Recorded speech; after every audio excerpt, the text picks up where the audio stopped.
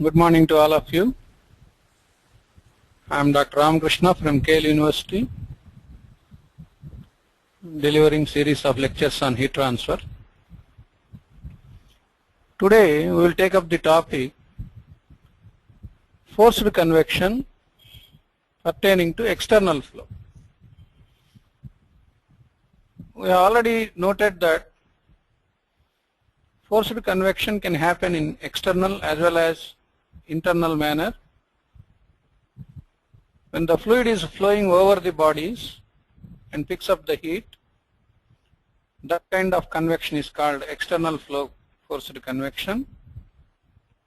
Instead, if the fluid flows through the duct or through a pipe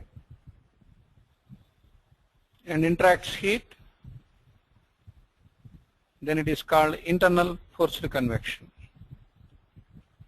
Today we will take up the forced convection on external flow. At the end of the session, you will be able to understand what is a forced convection basically, and how to identify laminar or turbulent flow in forced convection, particularly in external flow, and what are the non-dimensional numbers involved in forced convection, and what kind of shape of bodies are considered in forced convection analysis. What is the relationship between local and average heat transfer coefficient? What are the different empirical correlations used to determine heat transfer coefficient in external flow, and the procedure to evaluate heat transfer coefficient in forced external convection. And we will also go through some of the important worked out problems to give an insight of practical applications of this heat transfer. Now coming to the forced convection external flow, it could be over a plate or a cylinder or a sphere. Suppose there is a flat plate over which the fluid is flowing with a velocity v and free stream temperature T alpha. It develops a boundary layer, both hydrodynamic boundary layer and thermal boundary layer, as we have seen in the last session. If the Prandtl number equal to 1, both hydrodynamic boundary layer and thermal boundary layers will coincide. And the critical Reynolds number for external flow is 5 into 10 power 5. So when the fluid is flowing over a flat plate, the Reynolds number is calculated by using the formula rho Vx by mu or Vx by nu, where V is the free stream velocity, x is the distance from leading edge, and nu is the kinematic viscosity of the fluid. By evaluating this Reynolds number, you can identify whether the flow is laminar or turbulent. If the Reynolds number is less than 5 into 10 power 5, the flow is laminar. If it is greater than 5 into 10 power 5, the flow is turbulent. The distance up to which the flow remains laminar and thereafter turns into turbulent is defined as critical length. So if you want to find this critical length over a flat plate, you have to equate Reynolds number to 5 into 10 power 5 and find the value of x. And in forced convection, we know that the convective heat transfer coefficient depends basically on the properties of fluids. H is a function of density of the fluid, velocity of the fluid, viscosity of the fluid, specific heat of the fluid, thermal conductivity of the fluid, because once a stagnant film forms on the plate, the heat has first flow through that stagnant film, where the layer offers resistance by conduction. So thermal conductivity of the film or thermal conductivity of the fluid is very important parameter in deciding the convective heat transfer coefficient, and of course the characteristic dimension of the object. So if you write H as a function of all these parameters, totally it comes to 7 parameters. Establishing a relationship between 7 parameters to identify the value of H is a very difficult task. That is why these 7 parameters are grouped into less number of variables by using a technique called Buckingham pi theorem.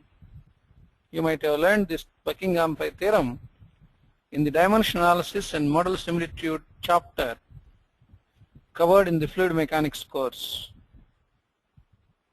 We will apply that Buckingham pi theorem to arrange these 7 variables into a few number of variables.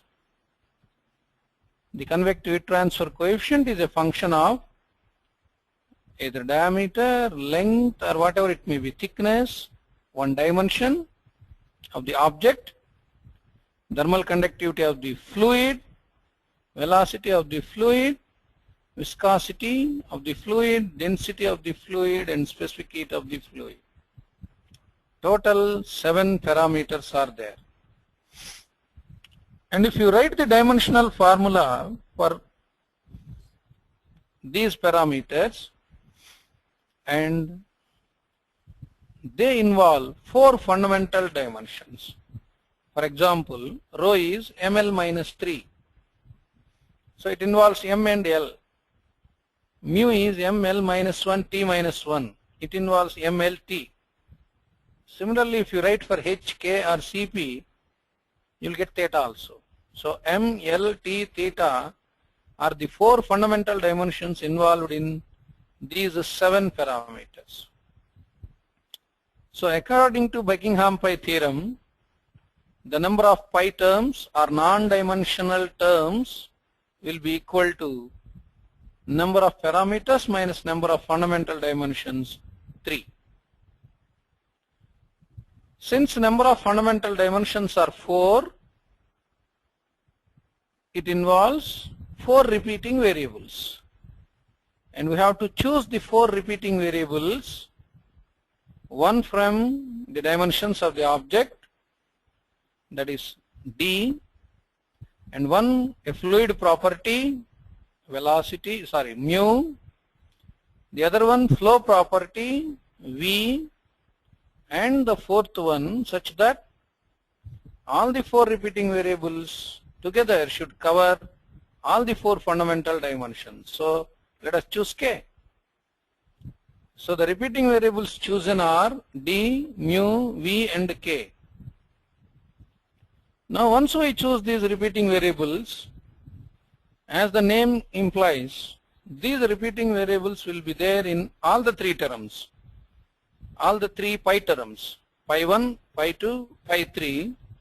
You have d, mu, v, k. You can see there in the denominator, all the 4 are represented in the 3 pi terms with the different indices a1, a2, a3, a4, b1, b2, b3, b4, etc. And remaining 3 variables h, rho, and cp are distributed one to the other. So now we have formed 3 pi terms, pi 1, pi 2, pi 3, with the 4 variables repeating in all the 3 pi terms, and individually with h, rho, cp in each one. Pi 1 is a non-dimensional term, so it is m power 0, L power 0, T power 0, theta power 0, and H, dimensional formula, m T minus 3 theta, D is in the denominator, 1 by L to the power A1, K in the denominator, ml T minus 3 theta to the power A2, velocity LT minus 1, L by T to the power A3, mu m L minus 1 T minus 1 in the denominator, A power 4. Now if you look at this equation pi 1, this is m power 0, L power 0, T power 0, theta power 0 on left hand side, and on the right hand side you have different powers for m, L, T and theta. The homogeneity of this equation will be satisfied only when the powers of m, L, T, theta on both right hand side and left hand side are equal. So for equating powers of m to 0, powers of L on right hand side to 0 on left hand side, T on right hand side to left hand side 0, theta on right hand side to 0 on left hand side, you develop 4 equations. And those 4 equations involve 4 unknown constants A1, A2, A3, A4. You can solve and determine A1, A2, A3, A4. Similar to pi 1, now we will write pi 2.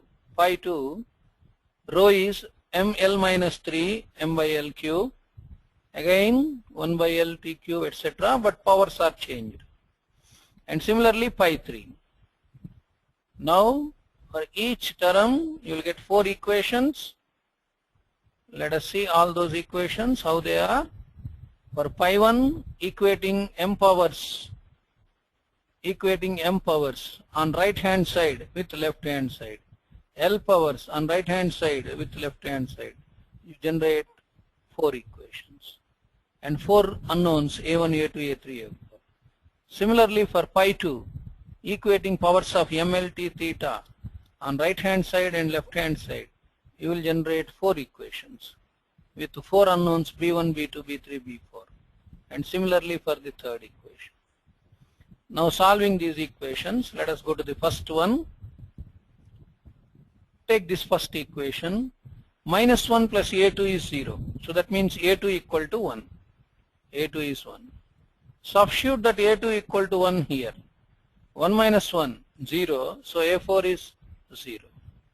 Now A2 is 1. So plus 3 minus 3, 0. A4 is 0. Hence A3 is 0. Now A2 is 0, A3 is 0, A4 is 0, A1 is 0. Therefore, A1 is minus 1, A2 is 1. If you look at this equation, you will get A1 equal to minus 1, A2 equal to 1, and A3, A4 are 0. Go to the Nusselt number, you substitute that A1, A2, A3, A4 in the equation pi 1. Pi 1 is equal to H. A1 is 1. A1 is minus 1. So it becomes HD. K is 1 by K. A3, A4 are 0. So 1, 1. So you will get pi 1 equal to HD by K. That HD by K is nothing but called Nusselt number. Now similarly, solving the 4 equations for pi 2, you will get B1 minus 1, B3 minus 1, B4 minus 1, B4 plus 1, leaving pi 2 equal to rho VD by mu, which we know it as Reynolds number. Similarly, solving for pi 3, you will get C1, C3 equal to 0, C4 equal to minus 1, and C2 equal to 1, leading to pi 3 equal to mu Cp by K, which is known as Prandtl number. So by using dimensional analysis, Buckingham pi theorem, we have reduced the 7 variables into 3 fundamental pi groups. One is Nusselt number, other one is Reynolds number and Prandtl number. Now these 3 numbers can be related as pi 1 as a function of pi 2 comma pi 3, that is hd by k is a function of rho vd by mu and mu cp by k, which amounts to Nusselt number as a function of Reynolds number and Prandtl number. So in forced convection, there are 3 non-dimensional numbers involved. One is Nusselt number, other one is Reynolds number, and third one is Prandtl number. Prandtl number depends on fluid properties. Reynolds number depends on flow properties and fluid properties. If you know the Reynolds number and Prandtl number, using this correlation, you can determine the value of Nusselt number. This functional relationship can be removed and it can be written in the form of an equation as Nusselt number is equal to C Re power m Pr power n, where C, m, n are constants. So in the entire forced convection, whether it is external flow or internal flow, we will find Nusselt number as a function of Reynolds number and Prandtl number. To determine these values C, m, n, scientists have conducted several sets of experiments on particular systems, and that entire data is subjected to regression analysis, and finally they arrived at an empirical correlation for each and every specific case. Those equations are presented case to case to solve for Nusselt number. As most of these are depending on data obtained experimentally, the values which you are going to get will be subjected to an error of plus or minus 10%. However, certain theoretical methods are also available to determine the heat transfer coefficient, but with limited geometry conditions and with number of assumptions. So most of the times in convection, to determine the convective heat transfer coefficient, we use empirical correlations developed based on experimental data. And the equations are in the form of Nusselt number is equal to C into Re power m Pr power n. Now let us have a quick look how mathematically the same form is developed. Consider a boundary like this, a plate over which the boundary is developed. This is the velocity profile or hydrodynamic boundary layer, and this is the temperature profile. The temperature profile is lagging because there is no heat transfer at the entrance of the plate. U alpha and T alpha are the free stream velocity and free stream temperature, and let us assume Prandtl number is greater than 1. Thermal boundary layer thickness is less than that of hydrodynamic boundary layer thickness. This represents the velocity profile and this one represents the temperature profile. The fundamental equations for the within the boundary layer for affecting energy, momentum and mass transfer are continuity equation dou u by dou x plus dou v by dou y equal to 0, and then momentum and energy equations u dou u by dou x plus v dou u by dou y equal to nu dou square u by dou y square, and the energy equation u dou t by dx plus v dou t by dou y equal to alpha dou square t by dou y square. You have to solve these three equations to get the velocity profile and the temperature profile distribution within the boundary layer. Once we know the temperature variation, by finding the dou t by dou y at y equal to 0, you can determine the convective heat transfer coefficient. And to solve this, you need the conditions, and those boundary conditions are specified as at x equal to 0 at this point, the velocity is equal to free stream velocity and temperature is equal to free stream temperature.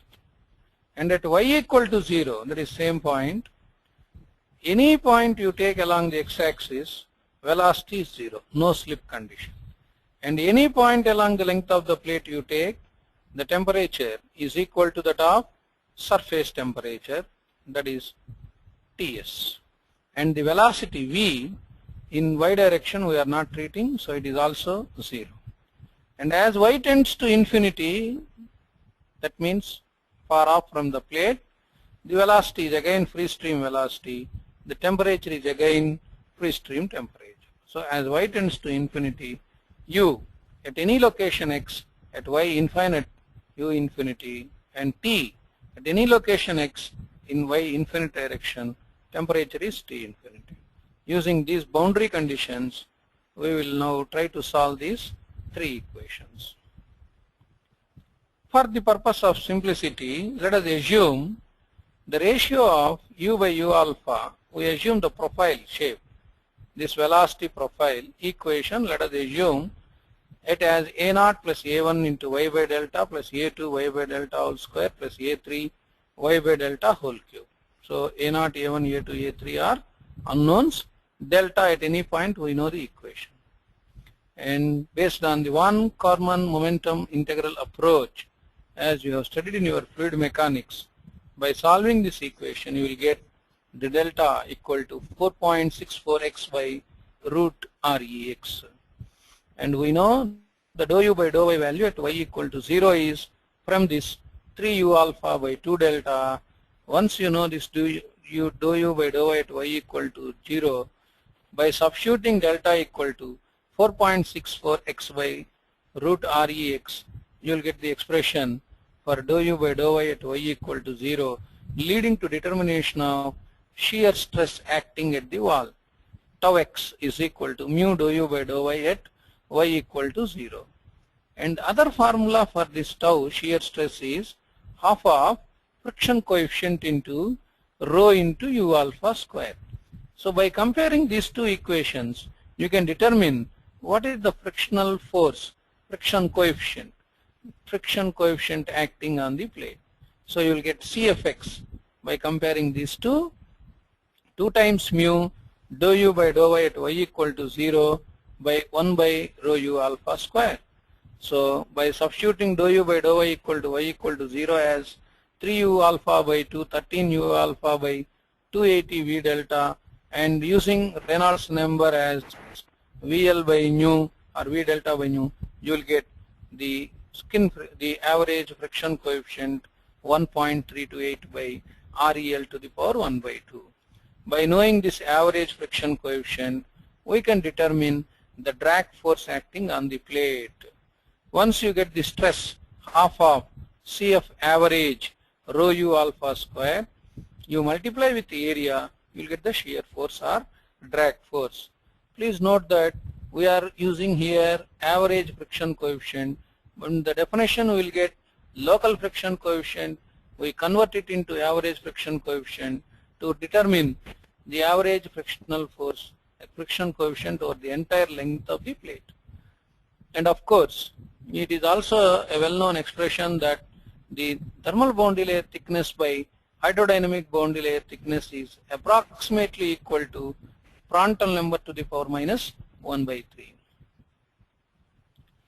Coming to the energy equation, which we have used, u dou t by dou x plus v dou t by dou y is alpha dou square t by dou y square, and where theta is defined as temperature at any location minus surface temperature by free stream temperature minus surface temperature, we will try to obtain the theta distribution, theta as a function of x comma y.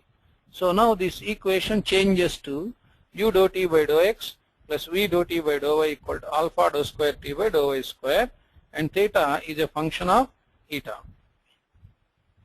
Now considering that, we write dou theta by dou x as dou f by dou eta into dou theta by dou eta into dou eta by dou x, etc. By transforming this equation with a variable, defining a variable eta, you will get finally a second order differential equation 2 d square theta by d eta square plus Prandtl number f into, where f is the friction coefficient, d theta by d eta equal to 0.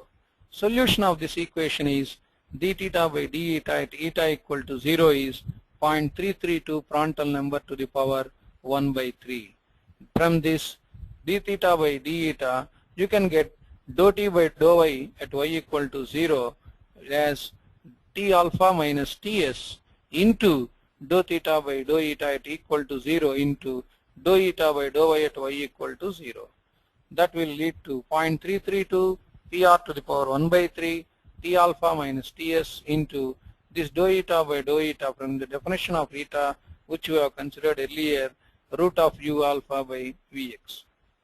By multiplying this, so Hx is equal to Qs by Ts minus T alpha minus K dou T by dou y at y equal to 0 by Ts minus T alpha. It reduces to 0.332 Pr to the power 1 by 3 root of U alpha by Vx, nu x. Multiplying this with x on both sides and dividing with K, it becomes root of Ux by nu, that is Reynolds number to the power 1 by 2. 0.332 Prandtl number to the power 1 by 3. So this is the equation which we use to determine Nusselt number over a flat plate under laminar condition.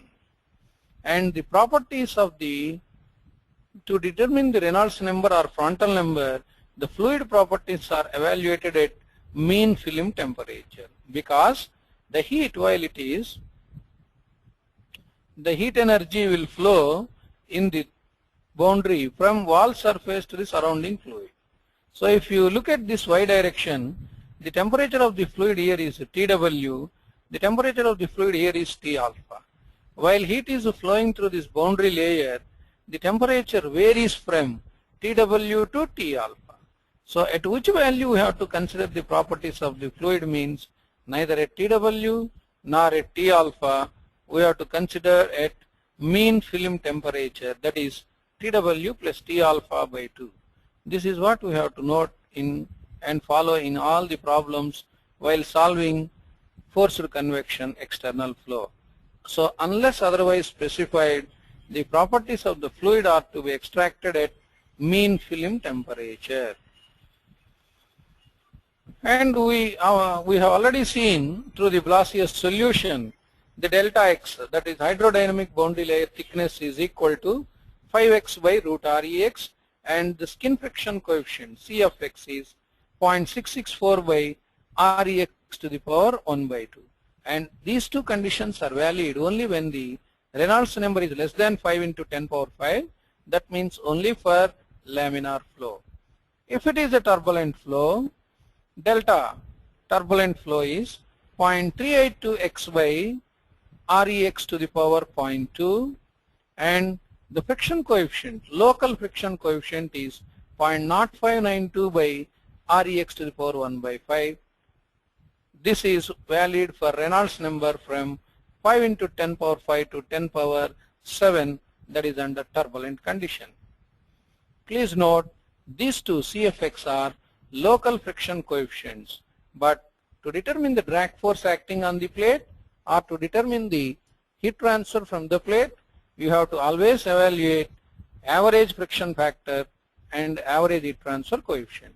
This procedure illustrates how to determine average skin friction coefficient if you are known the local friction coefficient. So CF is equal to average is 1 by L 0 to L CFX dx, integrating it 1 by L 0 to L 0.664 Rex to the power 1 by 2 dx. By integrating, you will get 2 times CFX. That means 1.328 REL to the power 1 by 2. So CFX is equal to 0.664 Rex to the power 1 by 2, and average friction coefficient is equal to 2 times the local friction coefficient evaluated at x equal to L, that is 1.328 divided by REL to the power 1 by 2. And so hence for laminar region, CF is 1.3828 by REL to the power 1 by 2, and for the turbulent one it is 0.074 by REL to the power 1 by 5. Please note that it is not 2 times. the 2 times validity will come because of the power here x power minus 1 by 2. But whereas here it is 0.2, so you'll get x power minus 1.8. This becomes 1.25 times. So in turbulent case, depending upon the Reynolds number power, the average friction factor or the friction coefficient and local friction coefficient are connected by a multiplication factor 1.25, not 2 times. Coming to this heat transfer coefficient, if you look at the flow over the flat plate, while the fluid is flowing, the boundary layer thickness goes on, increases gradually. Initially it is laminar, and then slowly it turns into transition, and finally it turns into turbulent. If you carefully observe, due to chaotic motion of molecules within the turbulent zone, rapidly they exchange momentum and heat. Hence, rate of heat transfer in turbulent zone is much higher when compared to laminar. Hence, heat transfer coefficients are obviously higher in turbulent zone rather than in laminar zone. While the fluid is flowing over the plate, the boundary layer thickness gradually increases, and hence the resistance offered for the heat to move in y direction also increases. Because of that reason, the value of H will be high at the beginning of the plate. As the thickness of the boundary increases, it offers more and more resistance, so H value falls down. So the heat transfer coefficient at the leading edge, as we move along the length of the plate, gradually decreases. In the transition zone, again suddenly it increases and shoots up to match with high turbulent heat transfer coefficient. Again in the turbulent zone, it gradually decreases. So if you consider a point here, the heat transfer coefficient is called local heat transfer coefficient. So local heat transfer coefficient is not constant. It varies from one end of the plate to the other end of the plate. In the laminar region, it starts with a higher value and drops to a lower value, and in the turbulent region it goes to a very high value, and again it will also fall in turbulent zone. So while considering heat transfer from the plate where you have combined laminar and turbulent, we have to always take into consideration the average heat transfer coefficient, not the local heat transfer coefficient at the end of the plate or in the middle of the plate or somewhere at a location X. So for that purpose, what we have to do is we have to consider the integral method we have to do. Anyhow, so if the flow is laminar over a flat plate, the Nusselt number equation is given by 0.33T Rex to the power 0.5 Prandtl number to the power 1 by 3. And if it is a turbulent, it is given as 0.029x Rex to the power 0.8 PR to the power 1 by 3. Remember, this is only for pure turbulent, that is when Reynolds number is lying between 5 into 10 power 5 into 10 power 7. Both these are valid only when Prandtl number is greater than 6 and it is less than 60. Now how to determine the average heat transfer coefficient? We have seen that the heat transfer coefficient gradually varies, but to consider in the equation Q equal to HA delta T, always we have to use an average heat transfer coefficient. So how to use that average heat transfer coefficient? Let us consider a plate like this, and along the length of the plate, the H value gradually varies. It starts from high value and falls down to a lower value. If you consider the H value at the end of the plate, it is too low, you will get a low heat transfer. If you consider the heat transfer coefficient at the beginning, it is very high, you will get high heat transfer rate. So we have to consider the average heat transfer coefficient over the entire length of the plate. The value of H over the entire plate is not constant due to the variation of fluid temperature causing variation of properties due to increase in boundary layer thickness, etc.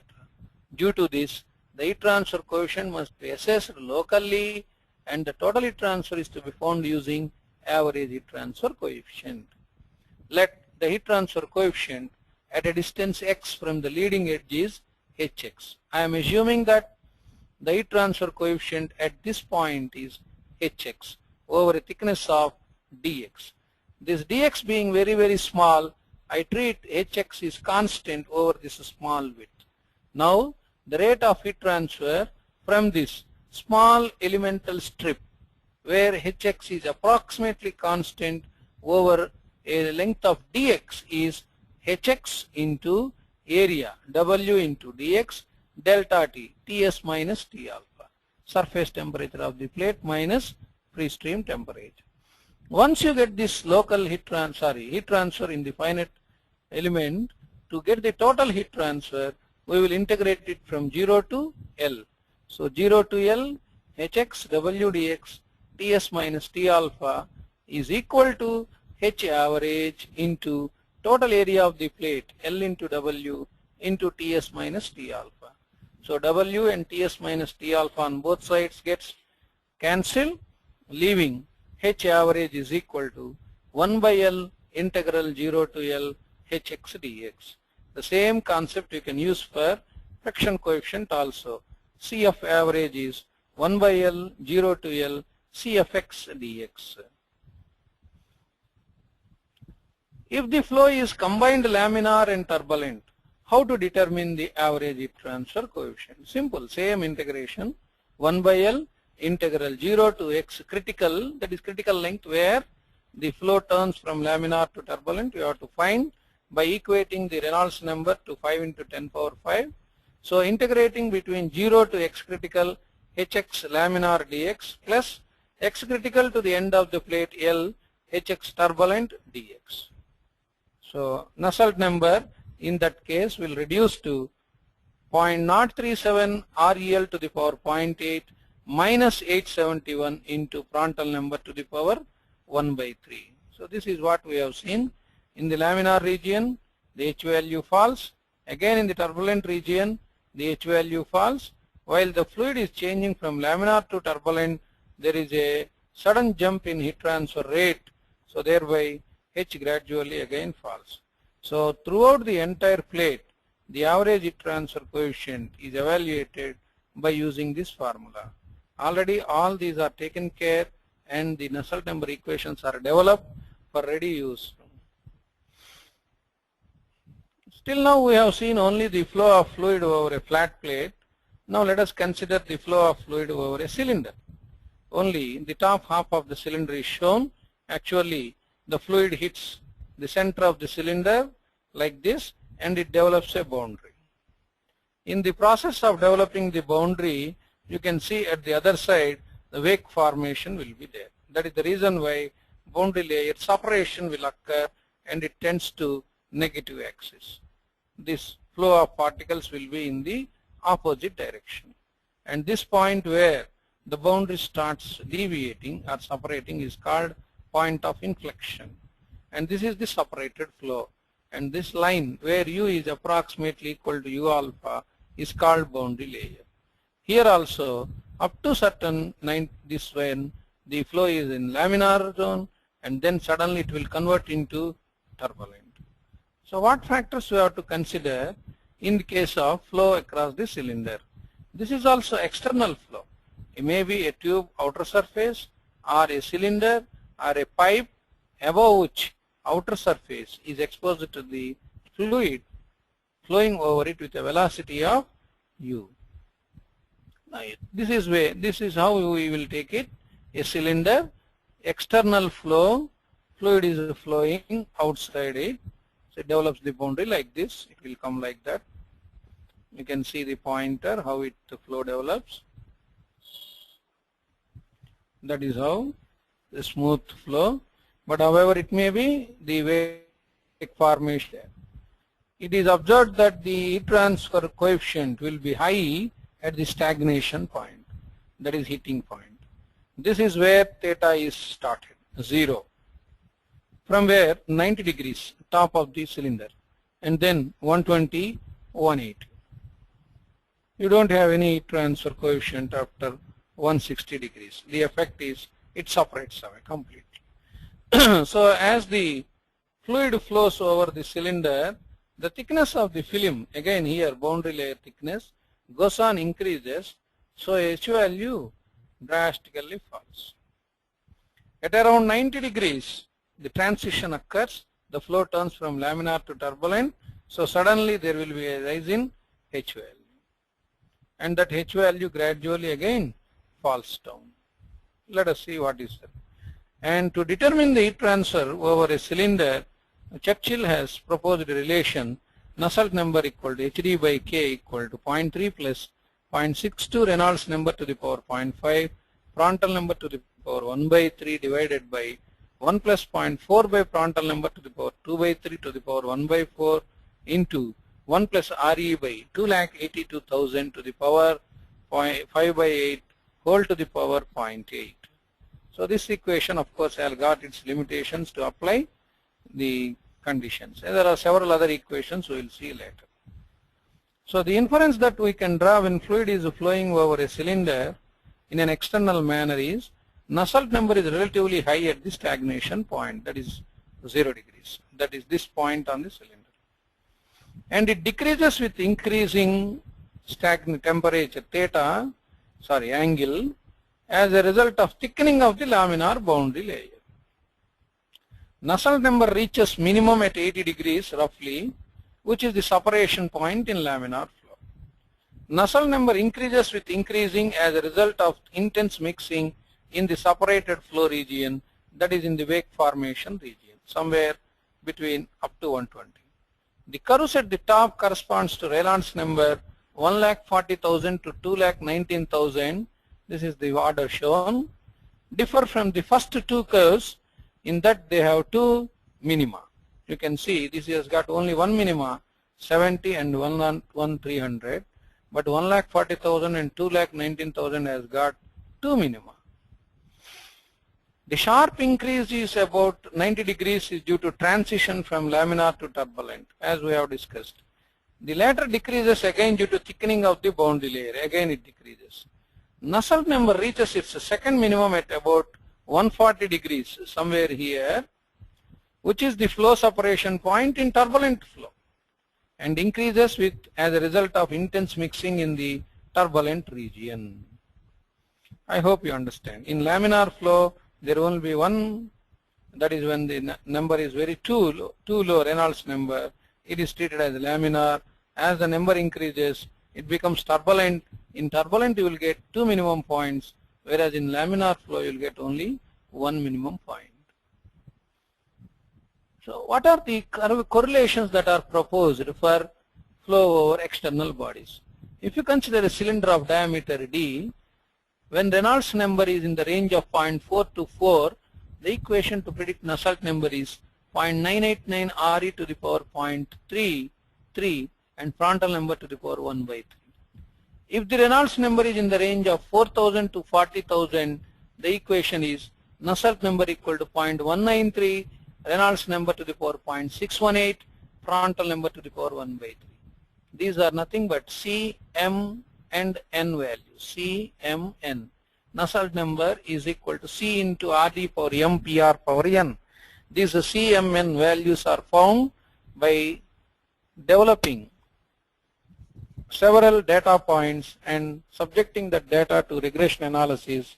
They are able to develop these correlations. If it is a square object over which the fluid is flowing, external flow, and the Reynolds number rise in range between 5,000 to 1 lakh, Nusselt number equation is like this. And similarly, if it is oriented like this and fluid is flowing over the edges, then the Nusselt number equation is given like this.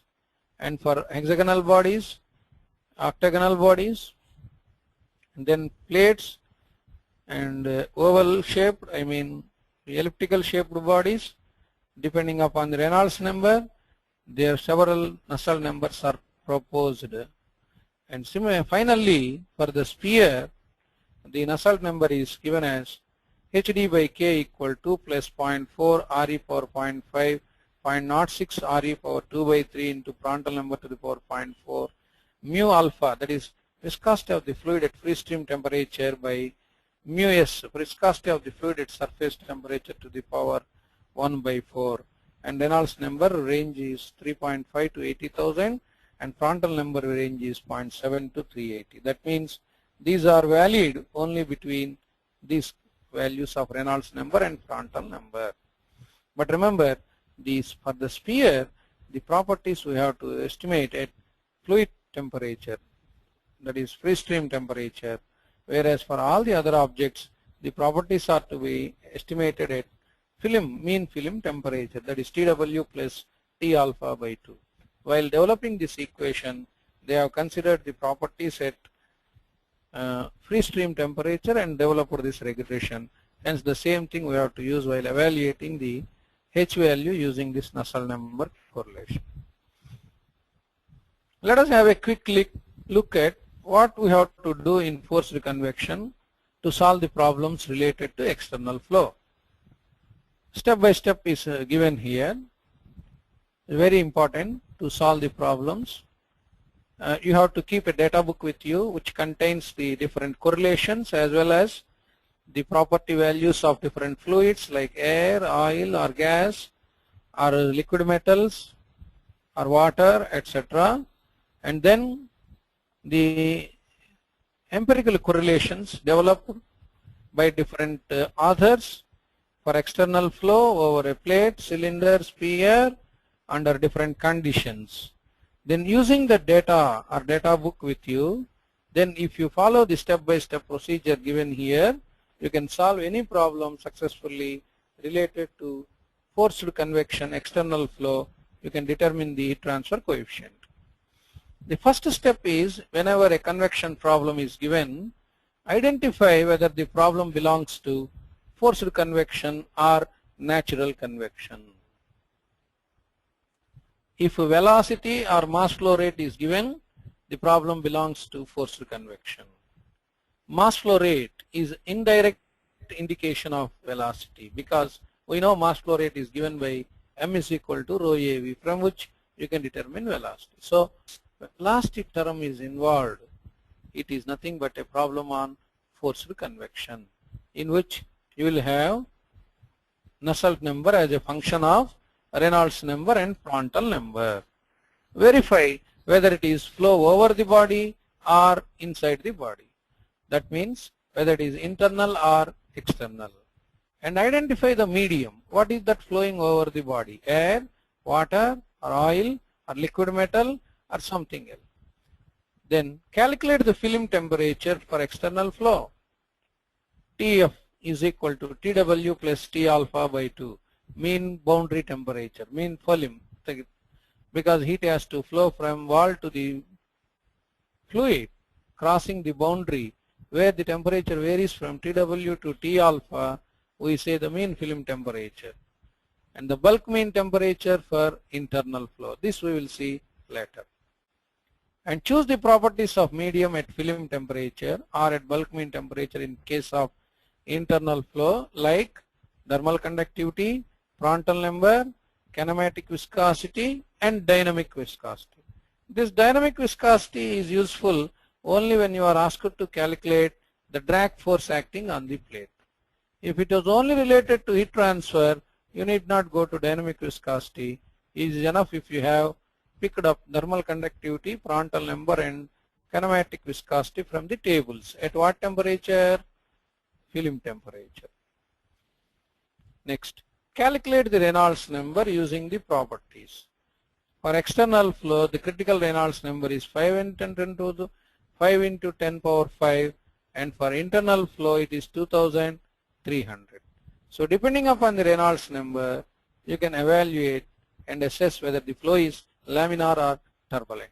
If it is a non-circular section, the formula for Reynolds number is rho V hydraulic mean diameter by mu, or V into the hydraulic diameter by mu. So for non-circular cross sections and concentric tubes, you have to use the DH 4A by P in the place of L or D. Then afterwards identify the conditions given, like whether it is in constant wall temperature condition or constant heat flux condition. Suppose you keep the plate under hot sun, it continuously receives constant heat flux from the sun, maybe at the rate of 1.1 kilowatt per meter square. So that problem belongs to constant heat flux.